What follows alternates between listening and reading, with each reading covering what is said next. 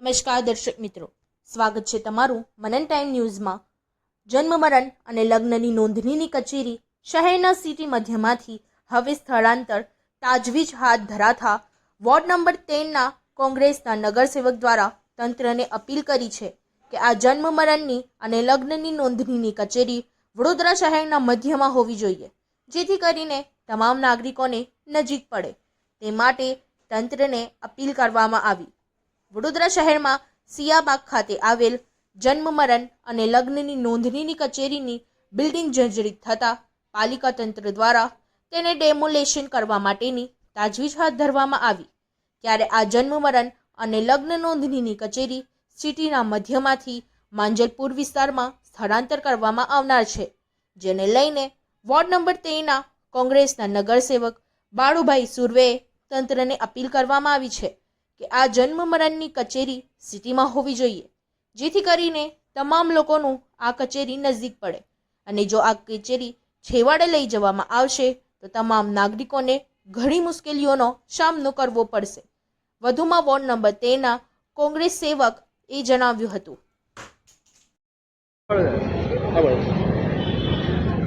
વડોદરા શહેરની જન્મ મરણની મુખ્ય કચેરી કે ત્યાંથી વડોદરા શહેરના તમામ લોકો લગ્નની નોંધણી હોય, જન્મ મરણના દાખલા લેવા હોય કે નોંધણી કરવી હોય તો એમને સરળતાથી મળી શકે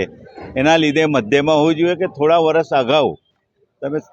બદામડી બાગમાં હતો, એના પછી મધ્યવર્તી સ્કૂલમાં હતો અને પછી માર્કેટ સરદાર માર્કેટની અંદર છેલ્લા હવે એવી વાત મળી છે કે માંજલપુર સ્પોર્ટ કોમ્પ્લેક્સમાં લઈ જવામાં આવવાના છે, જ્યારે એમાં લોકોના જે રેકોર્ડ હોય 80 વર્ષ 100 વર્ષ પુરાના રેકોર્ડ હોય ગાયકવાડ સમયના, અને જે જગ્યા લઈ જવાના છે નીચે દુકાનો છે, એ દુકાનોની અંદર ઓફિસ કરવાના છે ને ત્યાં વરસાદમાં પાણી પણ ભરાઈ જાય છે ને લોકોના જે રેકોર્ડ છે એ પાણીમાં પલળી જશે, નુકસાન થશે, ફાટી જશે। એના લીધે અમે એવી માગણી કરી છે કે વડોદરા શહેરમાંથી તમે સમજી શકો કે અહીંથી આપણે માંજલપુર જવું હોય તો 8 કિલોમીટર થાય, છાનીવાલાને આવવું હોય તો 20 કિલોમીટર પડે, હરણીવાલાને 20-22 કિલોમીટર થાય, વાઘોડિયાવાલાને કેટલું દૂર પડે અને શહેરની વડોદરા શહેરના કોર્નર પર તમે ઓફિસ લઈ જાઓ છો। એટલે અમારી એવી માગણી છે કોઈ મધ્યમાં હોવું જોઈએ, જે કે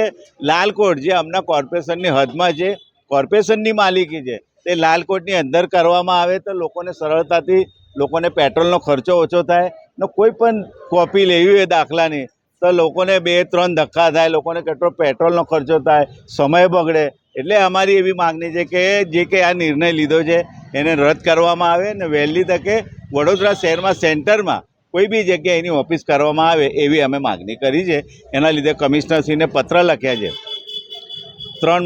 ત્રીજા મહિનામાં પણ લખેલું, આજે ફરીથી લખ્યું છે અને દરેક સામાન્ય સભામાં આની રજૂઆતો કરી છે ને અમારી રજૂઆતને ધ્યાન પર નહીં લેવામાં આવે તો ગાંધી ચિંધ્યા માર્ગે આંદોલન કરીશું।